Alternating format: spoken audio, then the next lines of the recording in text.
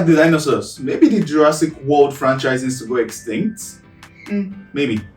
What's up? It's Tech. This is GVNNaija.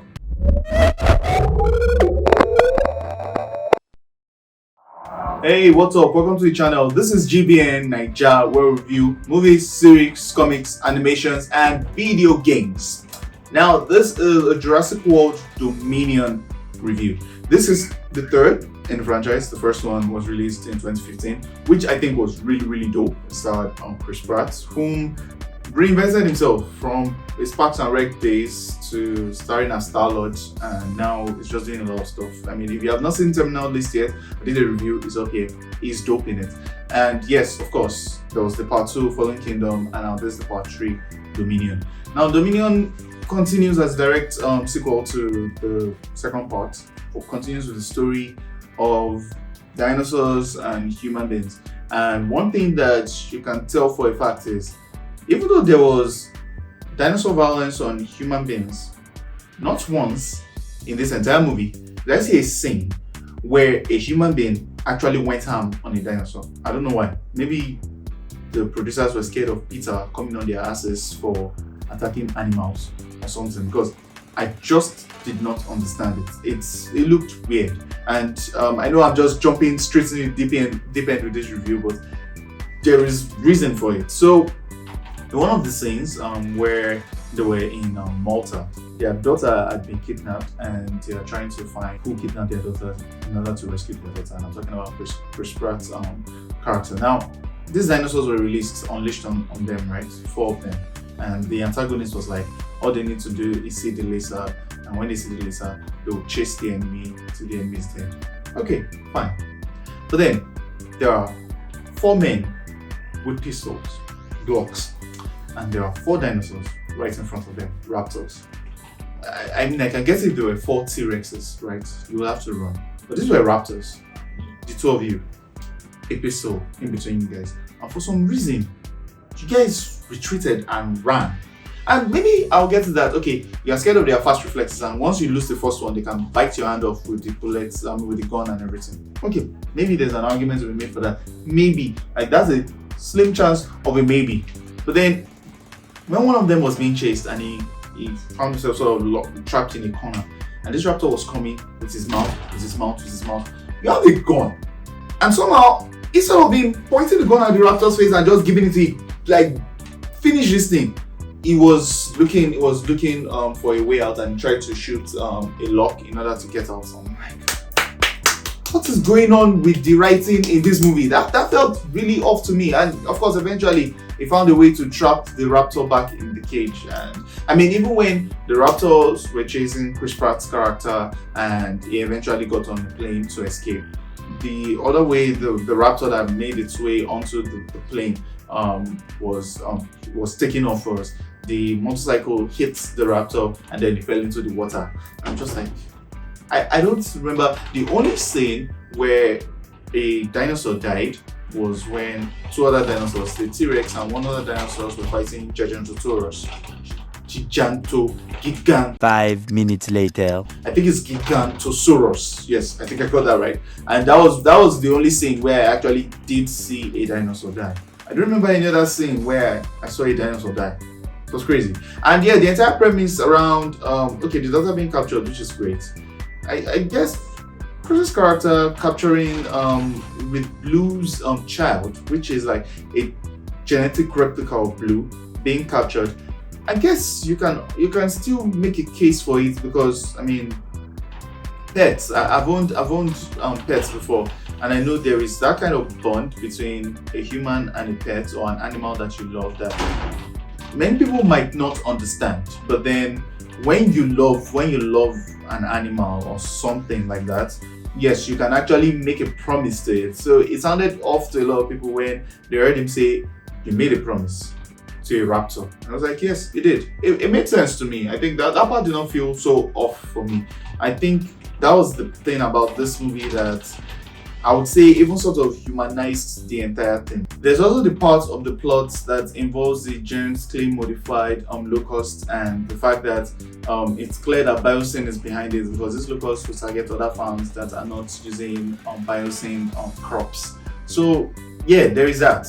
And when you look at it in a sort of overarching way, you're looking at mass farming, farming on a global scale. So there is that. And of course there is that engineer that is still at the center of everything, that somehow he does something bad, then realized it was wrong towards the end of that movie. Then in another movie, like, it's crazy. That same scientist, in the first part, he will say he created this dinosaur that he should not have created. Then he would do another thing that he should not have done. Then he talked about the locusts that he should not have created. I'm like, okay, is it that every movie you do one bad thing and you realize you're bad? What's your problem, man? Like, pick a side, be good or be bad. So that's the thing, because at the end of the day, he used the way the DNA sequencing was in the girl to also create a locust that would kill all the other locusts. So yeah, the stakes in this movie, honestly, even though it was a movie with dinosaurs, right? And dinosaurs are meant to be this big deal, it did not feel like there were any real stakes in this movie. You could 100% tell that all the characters that you saw will make it to the end. Nobody was going to die. There was nothing that was going to happen. It was just there. This movie felt to me like a movie that, after watching it, even to review it right now, it could feel difficult to remember the scenes, because it was just like, let's just go through. It was this scene into that scene into that scene. It doesn't feel half, or even, honestly, in my opinion, quarter as memorable as the very first one of 2015. And I'm talking about the Spielberg originals. The very first one of 2015, I still remember the scene where Chris's character was in that park with those boys, and they were driving through and there were the dinosaurs running through. There are still scenes from the very first one that I remember.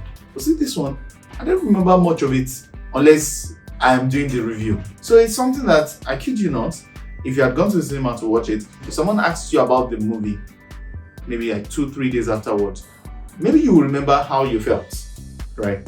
But you might I don't think you remember a lot of scenes from it. If you watch this movie, please let me know if I'm wrong, because for me, that's how it feels. And I did not see it in the cinema when it was released in June. I just saw it some days ago, and I can tell you for a fact that I am happy I did not go to the cinema to see it, because I would have felt robbed.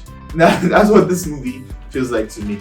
Overall, is Jurassic World Dominion a great movie? No.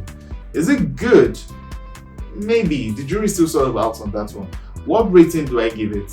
Honestly, I give it a 5/10 at best. It's not a movie that I would say I am pissed that I watched, but then I would have watched something else instead of it. So that's what it feels like to me. I know it did well in the box office, which, good for them, good for the franchise. But I think, like it was with the dinosaurs, this franchise just needs to go extinct. I would play a really dope video game of the Jurassic series. So yeah, I'll say that now. If a really good story is crafted around it, I will play it. I think I would love it. I pray it's not first person. I would love it to be third person with all the flexibility that comes with the third person action game. I will play it. But see, for the movie itself, I think they should be done with it at this point. And I'm not talking about now another sort of reboot in another 30 years or so.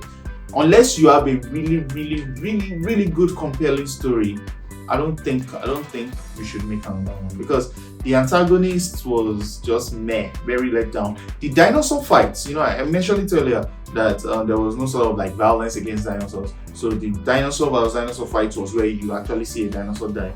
Even that fight was not as memorable. It was just that's the thing. There are things about this movie that were just there for the sake of being there. Funny enough, and you might come at me in the comment section for this, but I will pick the last Fast movie, so Fast 9, F9.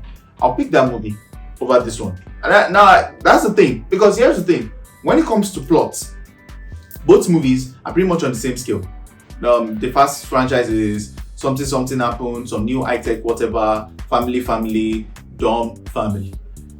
For Jurassic World, it's also dinosaurs, how to coexist with them, because now in the premise of this movie, the dinosaurs are now let loose in the open, right? And then there is Biosyn. There is Biosyn that is trying to make everything look like. We are creating a sanctuary for the dinosaurs. We are bringing dinosaurs back from the dead. And of course, they also use this opportunity to cash out on legacy characters from the very first trilogy. They brought them in. So yes, you might feel some kind of nostalgia if you watch that one then and you really like seeing those characters. And the way they made the characters blend, it did not feel forced because these characters had their role to play in the movie, right? But still, this movie was not memorable by any means for me. It's not particularly great. It's had some decent action sequences, but that's it for this movie. I think it needs to go extinct, at least for the foreseeable future, just like the dinosaurs did. I mean, funny enough, it would be nice to have dinosaurs back, but not this movie anytime soon. And that's it. That's it for this review. If you liked it, don't forget to like, share, subscribe to the channel. Leave your comments down in the comment section below, and check out this video or this video next to see some of our other dope reviews on the channel. It's been Tech for GVN. Live long and prosper.